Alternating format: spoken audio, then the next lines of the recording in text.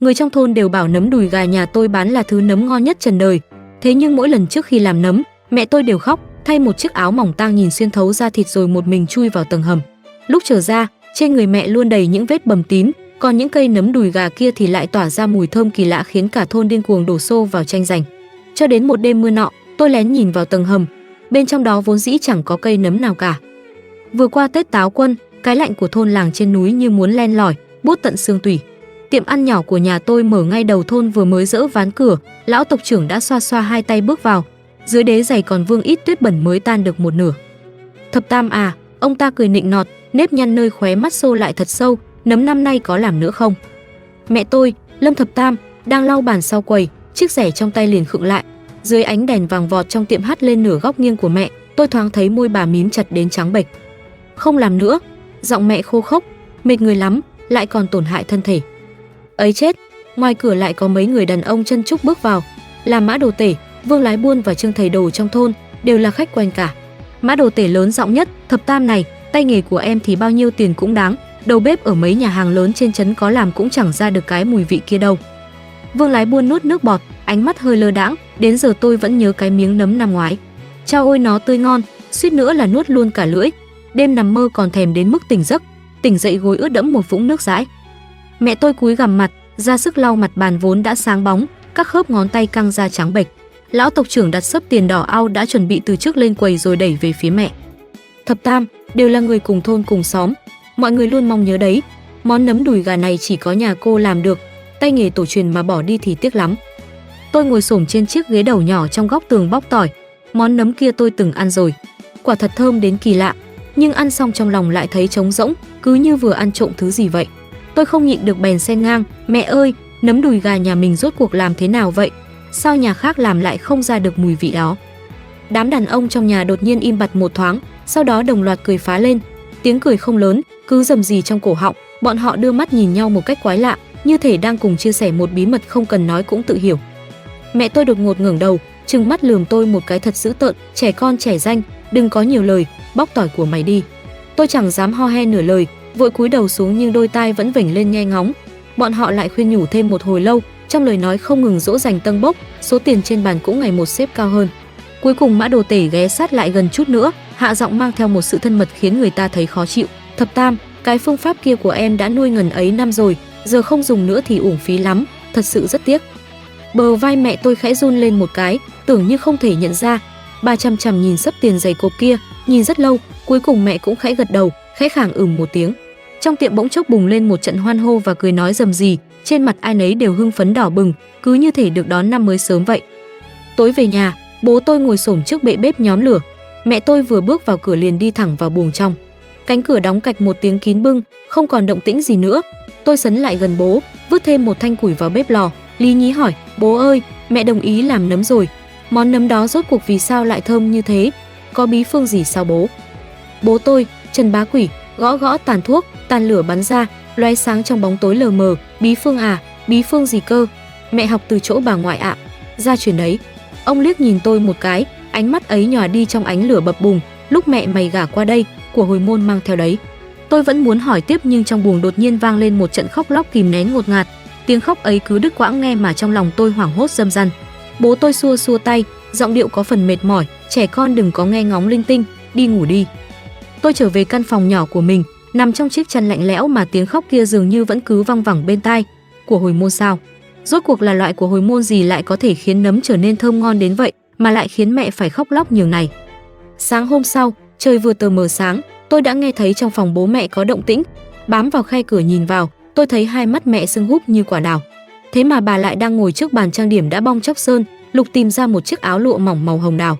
Chiếc áo đó tôi từng thấy một lần, nó được xếp chặt dưới cùng trong dương hồi môn của mẹ. Màu sắc đã cũ nhưng chất vải trơn tuột, cổ áo xẻ thấp, mỏng manh đến mức ánh sáng có thể xuyên qua. Bà chậm rãi chải đầu, búi mái tóc dài ngang lưng thành một búi tóc thật chặt, sau đó lấy ra một chiếc hộp sắt nhỏ, quẹt một chút phấn sáp thoang thoảng mùi hương rẻ tiền, bôi lên đôi môi nhợt nhạt không chút máu. Mẹ, tôi đẩy cửa bước vào, tim đập thình thịch, mẹ mặc cái này làm gì? Trời lạnh thế này cơ mà. Mẹ tôi nhìn tôi qua tấm gương, ánh mắt trống rỗng như thể đang xuyên qua tôi để nhìn về một nơi khác, giọng nói lơ lửng, làm nấm. Bà thay chiếc áo mỏng màu hồng đào chói mắt kia, bên ngoài chỉ khoác hờ chiếc áo bông cũ, cúc áo cũng không cài kín, xách một chiếc giỏ tre trống không rồi cứ thế bước ra khỏi cửa. Bố tôi đang chẻ củi ngoài sân, ông liếc nhìn bóng lưng mẹ, chẳng nói chẳng rằng lại tiếp tục dùng sức bổ củi, mặt gỗ bắn tung tóe. Trưa hôm đó, mẹ tôi trở về, áo bông phanh ra, cổ áo lụa đỏ bên trong xộc xệch, trên cổ hằn rõ mấy vệt đỏ như thể bị ai đó dùng sức cào rách. Tóc bà cũng hơi rối, vài lọn tóc tơ dính bết vào vầng trán nhễ nhại mồ hôi. Không nói một lời, mẹ né tránh ánh mắt của tôi, đi thẳng vào bếp, bắt đầu rửa chỗ nấm đùi gà rất đỗi bình thường mà sáng nay bố tôi vừa hái về. Những cây nấm ấy xám xịt, dính đầy bùn đất, trông chẳng có gì đặc biệt. Sau khi rửa xong, bà bưng giỏ nấm còn nhỏ nước ròng ròng, đi về phía lối vào tầng hầm ở sân sau, nơi mà tôi luôn bị cấm lại gần. Lối vào đó nằm khuất sau đống củi là một tấm ván gỗ dày cộp, bên trên bị đá đè nặng. Bà phí sức đẩy tảng đá ra, kéo cánh cửa gỗ lên, một mùi ẩm mốc cũ rích xộc thẳng ra, hòa lẫn với thứ mùi tanh ngọt thoang thoảng lúc có lúc không. Mùi hương sặc sụa khiến tôi giật mình lùi lại nửa bước. Bên trong cửa là những bậc thang đen ngòm dẫn sâu xuống lòng đất. Bà bước vào, bóng lưng nháy mắt bị bóng tối nuốt chửng, sau đó đưa tay ra sau đóng cửa lại. Cạch một tiếng, chốt cửa bên trong đã được cài chặt. Trong lòng tôi tò mò đến mức như bị mèo cào. Tôi rón rén bước tới, áp mắt vào khe hở của cánh cửa gỗ ẹp kia. Bên trong tối om chỉ lấp lóe chút ánh sáng vàng vọt lay lắt từ sâu thẳm hắt ra. Chẳng nhìn rõ thứ gì, chỉ thấy những cái bóng đang lay động, nhưng thứ mùi tanh ngọt kia thì lại càng rõ ràng hơn. Nó nhơ nhớt chui tọt vào khoang mũi khiến tôi hơi buồn nôn. Ước chừng phải qua một khoảng thời gian dài, chốt cửa vang lên lạch cạch, cửa mở, mẹ tôi bước ra, dáng vẻ của bà khiến tôi phải hít ngược một ngụm khí lạnh. Chiếc áo lụa đỏ ấy càng thêm nhàu nhĩ, cổ áo bị xé rách một mảng nhỏ, trên phần da thịt lộ ra lại hằn thêm những vết bầm tím mới. Viền mắt bà đỏ hoe nhưng không có nước mắt, ánh mắt thì chân chân vô hồn, cứ như thể hồn phách vẫn chưa quay về. Thế nhưng giỏ nấm mẹ xách trên tay, những cây nấm đùi gà vốn dĩ xám xịt quê mùa trong giỏ đã hoàn toàn thay hình đổi dạng. Thân nấm căng mọng ngậm nước, tỏa ra một lớp ánh sáng nhuận sắc như ngọc, một mùi hương kỳ lạ không sao tả xiết ập thẳng vào mặt. Mùi hương đó ngang ngược vô cùng, trong nháy mắt đã lấn át đi mùi ẩm mốc và tanh ngọt của căn hầm, chui thẳng vào khoang mũi, xông lên tận đỉnh đầu. Tươi ngon, sự tươi ngon đạt đến đỉnh điểm, nhưng tươi ngon đến quá đáng, dưới lớp hương ấy thấp thoáng ẩn hiện vẫn là thứ mùi tanh ngọt kia. Tiệc nấm tối hôm đó được bày biện ngay tại sân nhà tôi. Trời đông giá rét cũng chẳng thể cản nổi sự cuồng nhiệt của người dân cả thôn. Vài chiếc bàn sờn cũ được ghép lại với nhau, đám đàn ông tự mang rượu tới, các bà các chị thì hùn tiền góp thêm thịt và rau. Bọn trẻ con thì luồn lách chạy nhảy dưới chân bàn. Nấm chỉ được chế biến cực kỳ đơn giản là xào lửa lớn, thêm chút ớt xanh và tỏi thái lát. Thế mà vừa dọn lên, tất cả mọi người liền dừng đũa, hai mắt nhìn chằm chằm không chớp, hương thơm ngào ngạt đến mức không sao tan đi được, quyến rũ đến ứa cả nước miếng. Lão tộc trưởng là người đầu tiên động đũa, gắp một lát bỏ vào miệng, híp mắt nhai hai cái liền hung hăng vỗ đùi đánh đét, tuyệt cú mèo. Đúng là cái mùi vị này, tổ nghiệp tổ tiên Lâm gia, nhà anh Tích Đức mới cưới được cô vợ quý giá như thập tam đấy. Đám đàn ông cười ồ lên rồi bắt đầu ăn, đũa gắp bay tới tấp, ai nấy ăn đến mức đầy mồm toàn dầu mỡ, chép miệng suýt xòa. Đám đàn bà con gái thì xì xào bàn tán nhưng cũng không nhịn được mà vươn đũa gắp. Lũ trẻ con vì tranh giành miếng nấm cuối cùng mà suýt nữa thì đánh nhau. Bố tôi bị chuốc không ít rượu, mặt đỏ tía tai, nhếch miệng cười toe toét đi từng bàn kính rượu. Mẹ tôi ngồi trên chiếc ghế đầu khuất trong góc, chiếc bát nhỏ trước mặt trống trơn, một miếng cũng chẳng động đến. Bà cúi gằm mặt, chân chân nhìn đôi bàn tay của chính mình. Đôi tay ấy dưới thứ ánh sáng mờ ảo, nhợt nhạt đến mức chẳng còn chút máu nào. Trong bát của tôi cũng có vài lát, là thím tộc trưởng ép gắp cho tôi. Tôi nếm thử một miếng, quả thật rất thơm, thơm đến mức khiến người ta váng vất cả đầu óc. Nhưng sau khi nuốt trôi, trong cổ họng lại như mắc nghẹn thứ gì, dạ dày cũng nôn nao khó chịu. Tôi lén lút nhìn mẹ, cái bóng đơn độc của bà bị kéo ra thật dài, in hẳn trên nền đất lạnh lẽo. Nửa đêm tôi bị cơn buồn đi vệ sinh làm tỉnh giấc, bèn lê đôi giày ra nhà xí phía sau. Khi đi ngang qua cửa sổ phòng bố mẹ, tôi chợt nghe thấy tiếng cãi vã đè nén bên trong. Đây là lần cuối cùng đấy, bá quỷ, tôi thật sự không chịu đựng nổi nữa rồi. Là giọng của mẹ tôi, mang theo tiếng nức nở như thể đang cầu xin tha thứ. Lần cuối á, cô nhìn xem bọn họ đưa bao nhiêu tiền kìa. Bố tôi gầm khẽ, giọng điệu say xỉn và mang theo cả một loại tham lam mà tôi chưa từng quen thuộc, còn nhiều hơn cả nhà mình bán lâm sản nửa năm đấy. Nói đi cũng phải nói lại, đây là bí phương của nhà cô, đám đàn bà họ Lâm nhà cô đời đời truyền lại. Cô không làm thì ai làm, đây là cái mạng của cô rồi. Đó là tạo nghiệp. Mẹ tôi khóc thành tiếng. Tạo nghiệp cái gì? Cả thôn này ai cũng nhớ cái ơn của cô. Không có nấm của cô, cái thôn này ăn Tết có thể náo nhiệt thế này sao? Cô đừng có mà không biết điều. Tiếp đó là một tiếng vang trầm đục của đồ vật bị ném mạnh xuống đất cùng tiếng nức nở tuyệt vọng bị kìm nén đến cùng cực của mẹ. Tôi cứng đờ người giữa màn đêm giá rét, tay chân lạnh toát. Lời nguyền sao? Bí phương, đàn bà họ Lâm đời đời truyền lại. Vậy liệu có truyền lại cho tôi không? Chẳng hiểu ma xui quỷ khiến thế nào, tôi lại lê bước ra sân sau. Cánh cửa tầng hầm vẫn đóng im ỉm, bị khóa chặt bằng một ổ khóa đồng cũ kỹ nặng trĩu.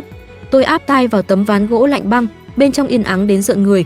Thế nhưng cái mùi tanh ngọt đó dường như vẫn cứ rỉ ra từng tia từ kẽ gỗ, không ngừng dẫn dụ tôi. Vài ngày sau, lão tộc trưởng lại đến. Lần này số tiền ông ta mang tới còn nhiều hơn, bọc trong một mảnh vải đỏ, nhét thẳng vào tay bố tôi. Bọn họ rầm rì bàn tính, định luôn ngày làm nấm tiếp theo. Lần này chuẩn bị nhiều một chút, nghe đâu tài chủ Triệu trên trấn cũng tới đấy, giá cả thì khỏi phải bàn.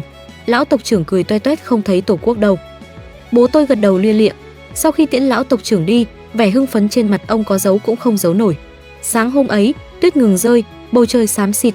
Mẹ tôi dậy từ rất sớm, hoặc cũng có khả năng bà đã thức trắng cả đêm qua. Vầng thâm quầng dưới mắt lại càng rõ rệt hơn. Bà lặng lẽ tự đun nước sôi lau mình mẩy. Sau đó bà lại lấy chiếc áo lụa đỏ mỏng tang kia ra. Lần này mẹ nán lại trước gương rất lâu, rồi bà bắt đầu chải đầu, động tác chậm chạp như thước phim quay chậm. Lúc tô son, tay mẹ run rẩy kịch liệt, vệt son lem ra ngoài viền môi, mẹ liền dùng ống tay áo ra sức lau đi, kết quả lại khiến khóe miệng loang lổ một vệt đỏ chót, thoạt nhìn có chút đáng sợ. Bà thay quần áo xong, lúc quay người định bước ra, chợt thấy tôi đang đứng ngây ngốc trước cửa, mẹ khựng lại, cứ thế nhìn chằm chằm vào tôi. Trong ánh mắt ấy chứa đựng nỗi đau đớn sâu không thấy đáy, có sự cầu xin hèn mọn và cả một tia kỳ vọng gần như tuyệt vọng mà lúc bấy giờ tôi hoàn toàn chẳng thể nào hiểu thấu. Bà hé miệng, dường như muốn nói điều gì đó, nhưng đến cùng lại chỉ khẽ khàng lắc đầu. Cuối cùng mẹ kéo cửa ra bước vào giữa làn gió lạnh như dao cứa ngoài sân. Bố tôi đang ngồi ở nhà chính đếm tiền, mắt cũng không thèm ngẩng lên. Suy đoán mơ hồ trong lòng tôi giờ đây giống như quả cầu tuyết, càng lăn càng phình to, đè nặng đến mức khiến tôi nghẹt thở. Phương pháp mà Mã Đồ Tể nói, của hồi môn trong miệng bố, lời nguyền mà mẹ nhắc đến và cả căn hầm mà mỗi lần làm nấm đều phải chui vào để rồi lúc đi ra mẹ lại bầm dập khắp mình, mày bên trong rốt cuộc có thứ gì. Lần này tôi không thể đợi thêm được nữa. Nhân lúc bố đang dồn toàn bộ tâm trí vào việc đếm tiền, tôi lẻn ra sân sau, bò dạp trước cái lỗ chó gần hầm. Tôi run rẩy lầy bẩy cạy từng viên gạch vụn đã lỏng lẻo, góc tường ẩm ướt, bùn đất bốt giá. Đào ra được một khe hở đủ lớn, tôi liền áp sát mặt vào, nhìn trộm vào bên trong. Tường của tầng hầm được làm bằng đất mộc, lâu năm không sửa chữa nên đoạn sát mặt đất đã nứt ra một kẽ hở nhỏ. Ánh đèn dầu hỏa bên trong cứ lấp lóe nhảy nhót xuyên qua khe nứt ấy, hắt ra một màu vàng vọt ảm đạm. Tôi ra sức điều chỉnh góc độ, dí sát mắt vào kẽ hở hắt sáng kia. Trong hầm hoàn toàn chẳng có giá trồng nấm, bịch phôi nấm hay thùng lên men như tôi tưởng tượng, chỉ có ngay chính giữa phòng chễm chệ một chiếc giường gỗ cũ kỹ trải lớp ga trắng bệch tang thương. Bốn góc giường trói buộc những sợi dây xích sắt đã mòn vẹt, đầu dây xích là những chiếc vòng sắt. Mẹ tôi quay lưng về phía tôi, ngồi trên mép giường, đầu cúi thấp, hai bờ vai hơi run rẩy. Còn lão tộc trưởng thì đang đứng sừng sững ngay trước mặt mẹ.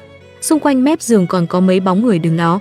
Mã Đồ Tể, Vương Lái Buôn, Trương Thầy Đồ, toàn là những gương mặt đã xuất hiện ở tiệm vào ban ngày. Bọn họ đang xếp hàng, yên lặng chờ đợi, trên mặt không hề có lấy một tia xấu hổ hay bất an, chỉ có một biểu cảm nhào nặn giữa sự hưng phấn, tham lam và khao khát đến cực điểm.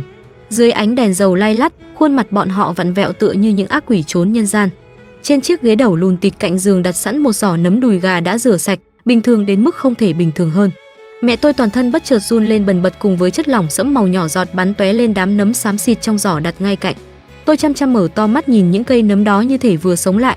Màu sắc của chúng thay đổi với tốc độ mắt thường có thể nhìn thấy được, từ xám xịt chuyển sang bóng bẩy nhuận sắc, thân nấm dường như cũng phình to căng mọng lên. Mùi hương kỳ lạ quen thuộc, đoạt hồn cướp phách ấy dường như xuyên thấu qua cả những khe nứt trên bức tường đất, chui tọt vào khoang mũi tôi, mùi máu tanh, mùi tanh ngọt và cả một loại hơi thở nồng nặc khó tả của sự sống trước khi thối rữa. Thì ra đây chính là bí phương, thì ra đây chính là thứ dưỡng chất khiến nấm trở nên thơm ngon. Tôi chấn động, ngã ngồi phịch ra đất, bùn đất lạnh buốt ngấm qua lớp vải quần, dạ dày cuộn lên nhộn nhạo. Tôi nôn khan nhưng chẳng thổ ra được thứ gì, chỉ có thứ nước chua loét thiêu đốt trong cổ họng. Cú sốc kinh hoàng xen lẫn nỗi sợ hãi tột độ khiến tứ chi tôi lạnh buốt. Chẳng biết đã ngồi liệt bên lỗ chó bao lâu, cho tới khi trục cửa của tầng hầm vang lên tiếng kéo kẹt khô khốc, tôi vội vã lẩn trốn ra sau đống củi. Đám người nối đuôi nhau bước ra nói cười rầm rì, người này châm thuốc cho người kia, vỗ vỗ vai nhau, dáng vẻ đắc ý thỏa mãn rồi tàn đi. Người bước ra cuối cùng là mẹ, ánh mắt mẹ tan rã, bước chân loạng choạng phù phiếm, tựa như một cái xác không hồn đã bị rút cạn tinh lực. Lúc băng qua sân, mẹ đột nhiên nhìn thấy tôi đang trốn lấp trong bóng tối mờ mịt sau đống củi. Bữa tiệc nấm đêm hôm ấy còn điên cuồng hơn bất kỳ lần nào trước đây. Thứ dị hương từ nấm bay xa tận nửa thôn, số người tìm đến đông hơn lần trước rất nhiều, thậm chí người từ những thôn lân cận cũng nghe danh mà kéo tới. Giá nấm bị đội lên tận mây xanh, bố tôi thu tiền đến mức mỏi như cả tay, trên mặt cười rạng rỡ như hoa nở. Còn mẹ tôi từ lúc quay về liền ngã vật xuống giường, lên cơn sốt cao hầm hập, miệng mê sảng không ngừng. Tôi bưng bát nước ấm và đút cho mẹ. Mẹ sốt đến mức môi khô nứt này, thần trí không tỉnh táo. Vậy mà khi tôi vừa sát lại gần, mẹ đột ngột vươn bàn tay khô gầy ra, ghim chặt lấy cổ tay tôi. Móng tay mẹ cắm phập vào da thịt tôi buốt nhói. Tiểu Diệu, chạy đi. Trong cổ họng mẹ phát ra tiếng thở khò khè đứt quãng, đôi mắt gắng gượng mở hé ra một khe hẹp, bên trong hằn vằn vệt tơ máu. Rời khỏi đây, mau chạy đi, đừng bao giờ quay về nữa. Nước mắt tôi tuôn rơi lã chã, nhỏ giọt lên mu bàn tay nóng bỏng của mẹ. Mẹ ơi, chúng ta cùng đi, bọn mình đi ngay bây giờ nhé mẹ. Bà liều mạng lắc đầu, nước mắt hòa lẫn với mồ hôi tuôn rơi nơi khóe mắt. Mẹ đi không được nữa rồi, mẹ bị nuôi ở đây rồi, nhưng con phải đi, con bắt buộc phải đi. Nuôi cái gì cơ? Mẹ nói rõ ràng đi. Ai nuôi mẹ? Nuôi như thế nào? Tôi cuống cuồng hỏi dồn, giọng nói run rẩy. Mẹ sốt đến lú lẫn rồi, bà ngắc ngứ thốt ra từng con chữ vỡ nát. Bà ngoại con cũng như vậy, đây là lời nguyền, đàn bà họ Lâm, thai nấm, trốn không thoát đâu. Thai nấm, hai chữ này hệt như những mũi dùi băng đâm thẳng vào não bộ của tôi đầy hung tợn. Lời Mã Đồ Tể nói đã nuôi ngần ấy năm rồi, lời bố tôi nói của hồi môn, mọi manh mối vốn như những mảnh vụn lúc này đứng trước cụm từ kinh tởm ấy, đột nhiên chắp vá lại thành một bức tranh toàn cảnh khiến người ta rợn tóc gáy. Chẳng lẽ mẹ, bà ngoại, những người đàn bà họ Lâm đời đời kiếp kiếp, bản thân họ chính là một phần của cái bí phương đó sao? Giống như đang cấy ghép một loại vi khuẩn tà ác nào đó bị nuôi dưỡng ngay tại căn nhà này. Bị đút cho ăn thứ gì đó, trong cơ thể liền nảy nở ra cái gọi là thai nấm, sau đó định kỳ bị vắt kiệt dưỡng chất dùng để tưới tẩm cho những loại nấm bình thường sao? Hèn gì mẹ mới nói đi không được nữa, thì ra đây mới chính là lời nguyền thật sự truyền từ đời này sang đời khác. Tôi nhất định phải biết được toàn bộ sự thật, bắt buộc phải cứu mẹ. Vài ngày trôi qua, nhờ sự chăm sóc tỉ mỉ của tôi, mẹ cuối cùng cũng miễn cưỡng hạ sốt. Thế nhưng người mẹ lại càng suy nhược, ánh mắt cứ trống rỗng nhìn vô định vào một khoảng không nào đó, ngồi im lìm suốt cả nửa ngày trời. Còn bố tôi sau khi đếm xong mấy cọc tiền dày cộm, lại cùng bọn lão tộc trưởng chốt hạ ngày làm nấm tiếp theo. Lần này tài chủ Triệu trên trấn còn dẫn theo mấy người bạn tới ra giá chừng này. Bố tôi hớn hở hoa chân múa tay, trong mắt chỉ rực lên ánh sáng của tiền bạc. Thập Tam, cô chịu khó cực khổ thêm một bận này nữa, làm xong đợt này thì nghỉ ngơi bồi bổ thật tốt. Mẹ tựa đầu vào thành giường, nhìn những cành cây trơ trọi bên ngoài cửa sổ, chẳng nói một lời, khuôn mặt không gợn một tia cảm xúc. Đêm hôm đó, tôi lén lút giấu con dao chẻ củi sắc bé nhất trong nhà xuống dưới gối, lại giấu nhẹ một bó ngải cứu dùng để phơi thảo dược có mùi vị hăng hắc gai mũi vào trong ngực áo.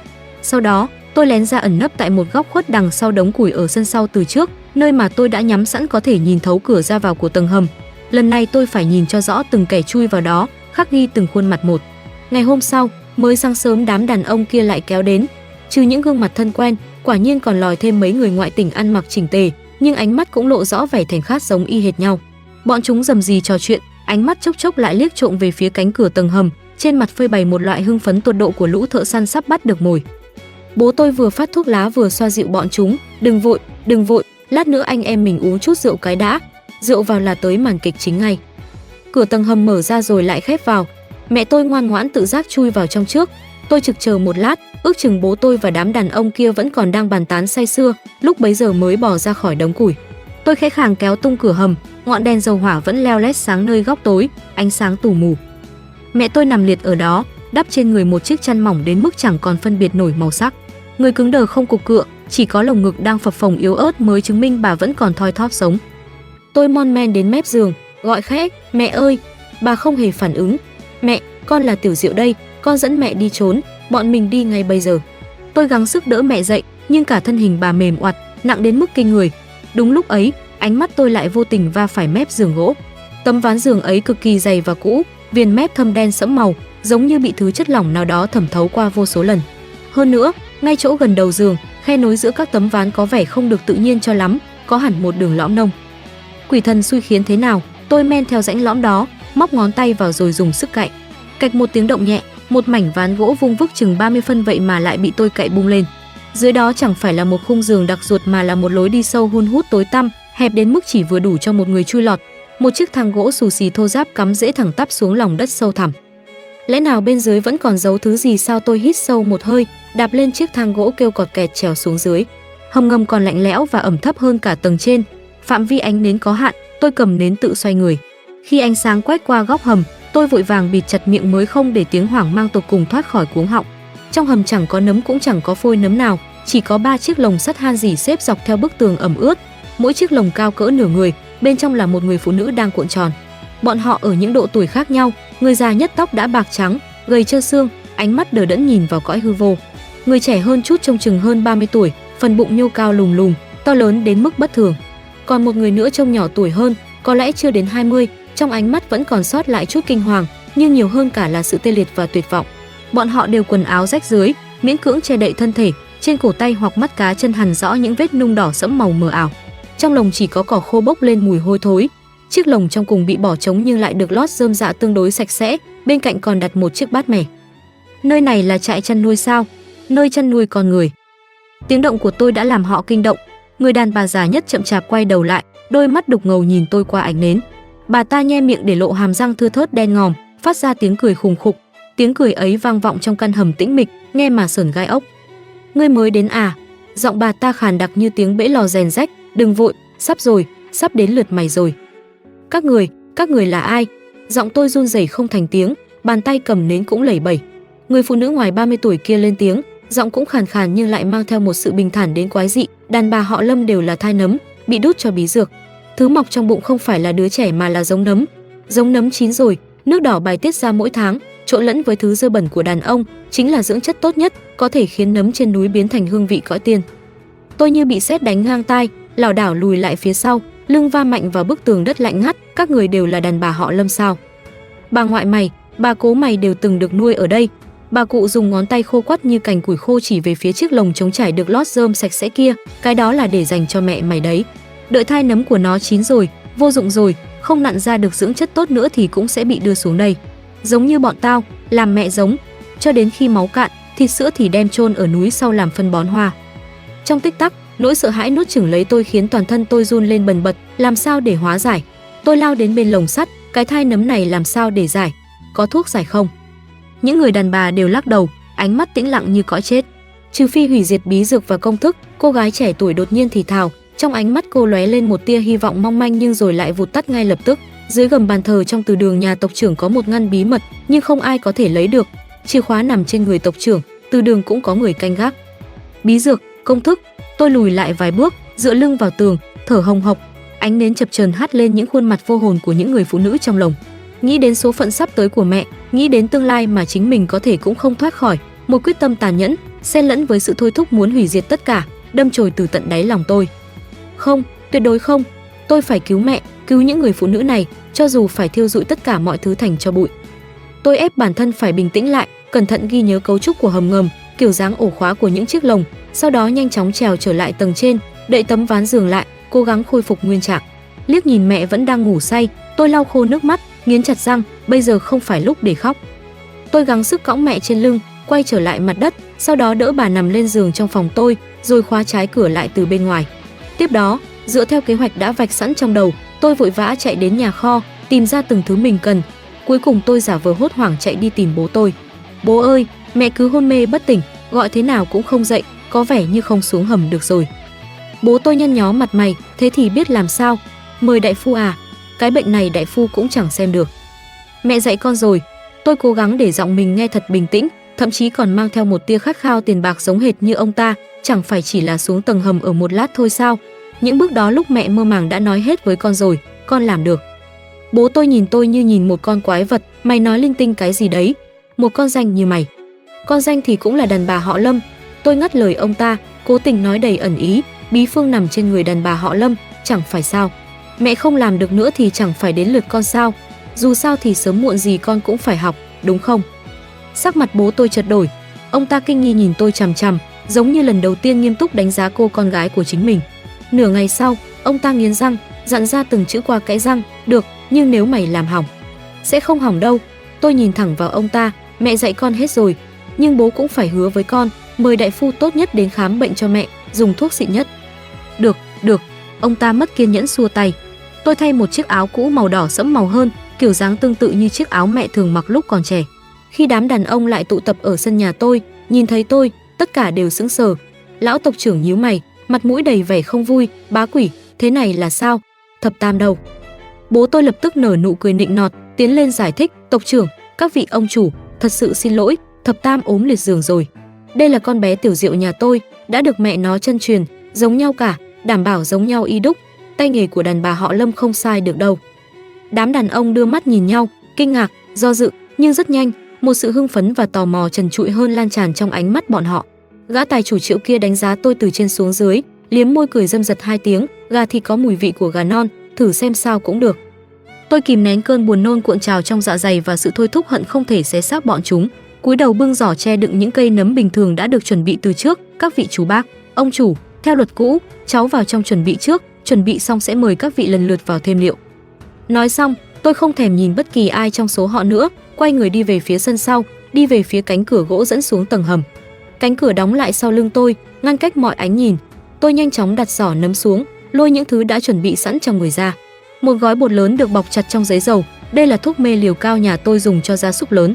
Tôi lại lấy ra một chiếc hũ đất nhỏ, bên trong là những tàn tích dưỡng chất đã đông đặc đen ngòm mà tôi lén lút thu thập được từ trên người mẹ sau mấy lần trước.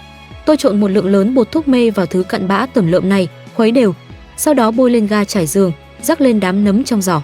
Làm xong tôi nằm lên giường vò rối tóc, nhắm mắt lại điều chỉnh nhịp thở, lặng lẽ chờ đợi. Kẻ đầu tiên bước vào quả nhiên là Mã Đồ Tể đang nóng lòng không đợi nổi. Ông ta phả ra hơi rượu nồng nặc, xoa xoa hai tay lao vào với nụ cười dâm đãng. Bé Tiểu Diệu, đừng sợ, chú dạy cháu. Bàn tay bẩn thỉu của ông ta vừa chạm vào cổ tay đã bôi thuốc mê của tôi, động tác liền khựng lại đột ngột. Ông ta lắc lắc đầu, ánh mắt bắt đầu dại đi, dường như muốn nói điều gì đó, nhưng chỉ ú ớ phát ra tiếng ức. Cơ thể to lớn như một đống bùn nhão đổ gục xuống, trượt thẳng xuống gầm giường. Tôi lập tức bật dậy, dùng hết sức bình sinh kéo thân hình nặng nề của ông ta giấu ra sau đống bao tải rách bốc mùi ẩm mốc trong góc. Tiếp theo là Vương Lái Buôn, Trương Thầy Đồ cùng những người bạn mà tài chủ Triệu dẫn đến, từng người một. Chưa đầy một lúc sau, tất cả những vị khách đã đặt trước, ngoại trừ lão tộc trưởng và tài chủ Triệu ra sân cuối cùng, đều đã ngủ mê mệt trong góc hầm. Tôi thở hổn hển, lau mồ hôi trên trán. Bước quan trọng nhất đã đến. Tôi nằm trở lại giường, cánh cửa ngay lập tức bị đẩy ra, lão tộc trưởng và tài chủ Triệu cùng nhau bước vào. Nhìn thấy chiếc giường trống không và tôi đang đứng trên nền đất, cả hai đều sững người một chút. Danh con mày, lão tộc trưởng lên tiếng với vẻ nghi hoặc, ánh mắt liếc về phía giỏ nấm. Tôi kìm nén trái tim đang đập thình thịch, cố nặn ra một vẻ mặt rụt rè sợ sệt, bắt chước dáng vẻ cam chịu của mẹ trước đây, chỉ tay vào giỏ nấm. Ông tộc trưởng, ông chủ Triệu, nấm xong rồi ạ. Có điều trước khi hôn mê, mẹ cháu dặn lại rằng nấm lần này phẩm chất quá tốt, dưỡng chất quá đầy đủ, cần phải có thêm một bước điểm nhãn cuối cùng. Điểm nhãn? Tài chủ Triệu nhướng mày. Vâng, tôi cúi đầu, tỏ vẻ rất sợ hãi. Cần hai vị, mỗi người một giọt máu đầu ngón tay nhỏ lên cây nấm to nhất ở chính giữa. Nói làm vậy tiên khí mới đủ, ăn vào mới có thể kéo dài tuổi thọ, hiệu quả tăng gấp bội. Mẹ cháu bảo đây là cổ pháp bà ngoại truyền lại, bình thường không dùng, chỉ loại liệu tốt nhất mới dùng đến. Lão tộc trưởng bán tín bán nghi nhưng tài chủ Triệu rõ ràng đã nổi hứng thú. Ồ, còn có cách nói này sao? Thú vị đấy. Lấy máu thế nào? Tôi lấy ra một chiếc kim khâu rỉ sét đã chuẩn bị từ trước, chỉ dùng cái này chọc nhẹ một cái vào đầu ngón tay, nặn ra một giọt máu là được. Tài chủ Triệu nhìn sang lão tộc trưởng. Lão tộc trưởng do dự một chút, nhưng có lẽ xuất phát từ tâm lý thà tin là có đối với cổ pháp, hoặc có lẽ không muốn tỏ ra thiếu hiểu biết trước mặt tài chủ Triệu. Ông ta cuối cùng cũng gật đầu, được, vậy cứ làm theo cổ pháp đi. Trong lòng tôi mừng thầm, nhưng bề ngoài lại tỏ ra căng thẳng hơn. Tôi bưng giỏ nấm bước đến trước mặt bọn họ. Tôi đưa kim cho tài chủ Triệu trước. Ông ta cầm lấy ướm thử lên ngón trỏ tay trái của mình, có vẻ sợ đau. Đúng lúc này, lão tộc trưởng cũng sáp lại gần xem, để tôi xem cây nấm điểm nhãn này. Khoảnh khắc ông ta cúi đầu nhìn vào giỏ nấm, bàn tay phải giấu sau lưng tôi vung mạnh thanh gỗ cứng được rút sẵn từ khe ván giường ra. Dùng hết sức bình sinh, tôi giáng mạnh một cú vào gáy lão tộc trưởng. Bốp, một tiếng vang trầm đục. Lão tộc trưởng ngay cả một tiếng rên cũng không kịp phát ra, mắt trợn ngược ngã nhào về phía trước, va sầm vào người tài chủ Triệu. Tài chủ Triệu thất kinh biến sắc, mày, lão ta phản ứng không chậm, lập tức nhận ra có điều chẳng lành, đưa tay định chộp lấy tôi, nhưng tôi còn nhanh hơn. Thanh gỗ lại vung lên, giáng thẳng vào cánh tay lão đang vươn tới. Lão hét lên đau đớn rồi rụt tay lại. Thừa dịp lão lảo đảo, tôi ném thẳng gói bột thuốc mê thứ hai đã chuẩn bị sẵn vào mặt lão. Bột trắng làm lão mù mắt, lão còn hít phải không ít. Rất nhanh, lão ngã quỵ xuống đất, co giật vài cái rồi cũng nằm bất động. Tôi vứt thanh gỗ xuống, thở hổn hển từng ngụm lớn, tim tưởng như sắp nhảy vọt ra khỏi lồng ngực. Xong việc rồi, tôi nhanh chóng lục soát người. Trong túi áo sát ngực của lão tộc trưởng, tôi tìm thấy chùm chìa khóa mở ngăn bí mật ở từ đường.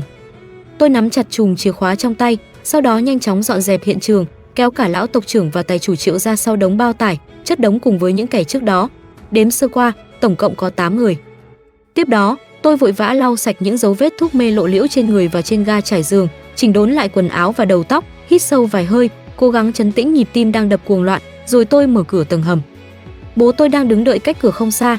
Ông ta xoa xoa tay, mặt mũi đầy vẻ lo lắng và mất kiên nhẫn. Sao lâu thế? Xong chưa? Xong rồi ạ. Tôi đưa giỏ nấm cho ông ta, lần này liệu rất đủ nên tốn chút công sức. Bố ơi, con về phòng dọn dẹp một lát.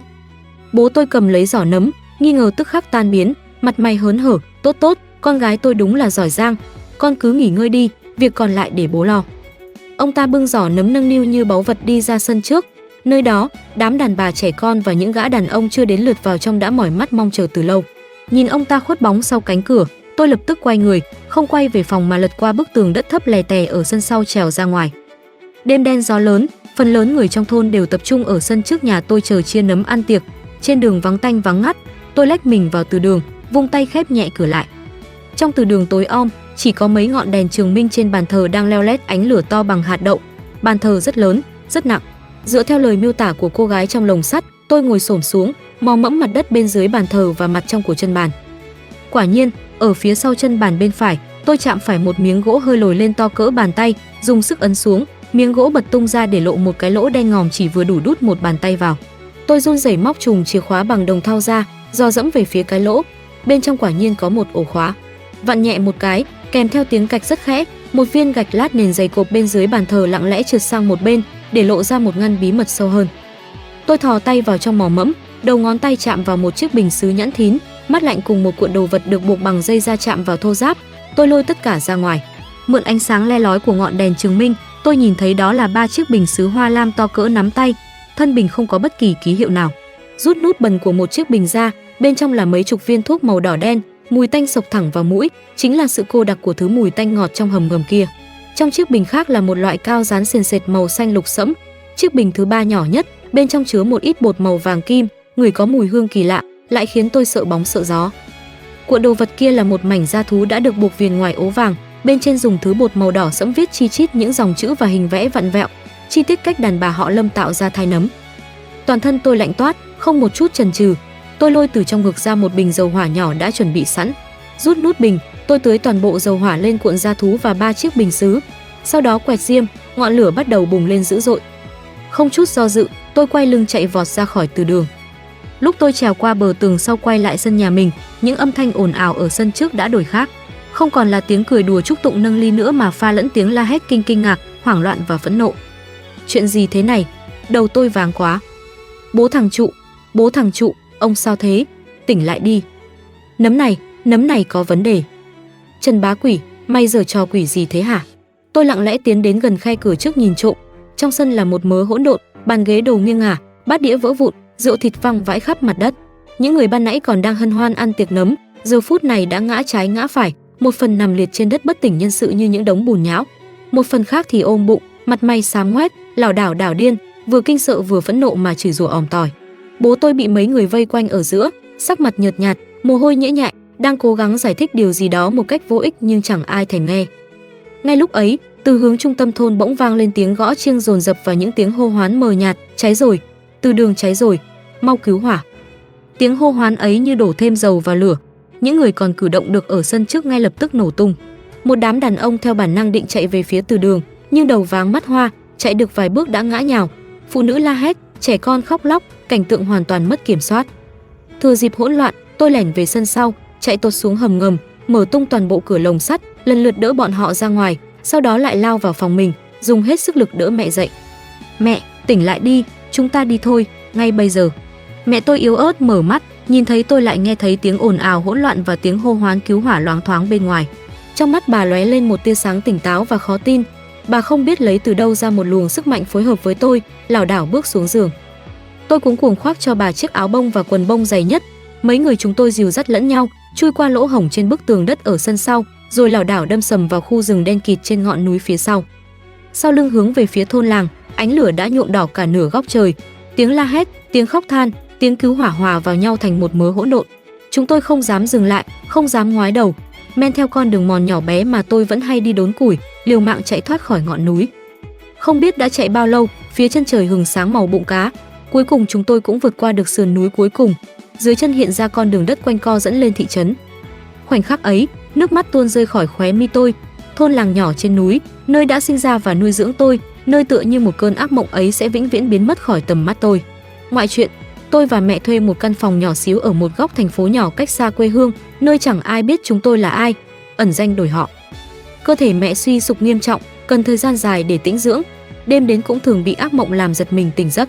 Chúng tôi sống nương tựa vào công việc làm thuê lặt vặt của tôi và thỉnh thoảng mẹ nhận vá víu quần áo cho người ta. Những ngày tháng thanh bần nhưng yên ả. Nhưng chẳng bao giờ còn ngửi thấy thứ mùi tanh ngọt kia nữa. Không còn chiếc áo mỏng tang màu hồng phấn, không còn căn tầng hầm, không còn những gã đàn ông xếp hàng chờ đợi. Tôi cũng chẳng bao giờ nhìn thấy loại nấm đùi gà thơm nức mũi kỳ lạ kia nữa. Chiếc chìa khóa nhỏ nhắn ấy, tôi dùng một sợi chỉ đỏ xỏ qua đeo lên cổ mẹ. Chúng tôi không ai nhắc lại về thôn làng trên núi ấy nữa. Những cây nấm đó, căn hầm ngầm đó và cả những ánh mắt trong lồng sắt dưới địa lao tựa như một cơn ác mộng dai dẳng và kinh hoàng. Đã tỉnh mộng rồi thì cố gắng phong kín nó vào góc khuất tối tăm nhất của ký ức. Chỉ cần chúng tôi được sống bình yên, thế là đủ rồi. Cơn ác mộng của Tiểu Diệu và Thập Tam Nương đã khép lại dưới ánh lửa tàn của Từ Đường, nhưng cái giá của sự tham lam thì vẫn còn nguyên đó. Nấm đùi gà Lâm gia thơm ngon cõi tiên, thực chất chỉ là thứ nhục dục, tham vọng và sự tha hóa biến dị nuôi dưỡng mà thành. Kẻ vì đồng tiền mà vắt kiệt máu thịt người thân, kẻ vì miếng ăn ngon mà nhắm mắt làm ngơ trước tội ác, cuối cùng đều phải gánh chịu quả đắng. Căn hầm tăm tối kia không chỉ chôn vùi những người phụ nữ họ Lâm, mà nó còn là chiếc gương phản chiếu phần con tà ác nhất trong lòng mỗi con người. Đội lốt người nhưng sống đời quỷ dữ, cái kết đắng ngắt ấy chính là sự trừng phạt đích đáng nhất của nhân quả. Câu chuyện bí bảo của Lâm gia đến đây là kết thúc. Cảm ơn các bạn đã dành thời gian theo dõi đến những phút cuối cùng. Nếu thấy câu chuyện hay và ý nghĩa, đừng quên thích, chia sẻ và đăng ký kênh, ấn vào nút chuông thông báo để không bỏ lỡ những câu chuyện kinh dị, ly kỳ tiếp theo nhé. Theo bạn, nếu là Tiểu Diệu trong câu chuyện, bạn sẽ chọn cách trốn chạy hay đứng lên tiêu diệt toàn bộ hủ tục tà ác ấy ngay từ đầu? Hãy để lại ý kiến của bạn ở phần bình luận bên dưới cho chúng mình biết với nhé. Xin chào và hẹn gặp lại các bạn trong những tập truyện tiếp theo.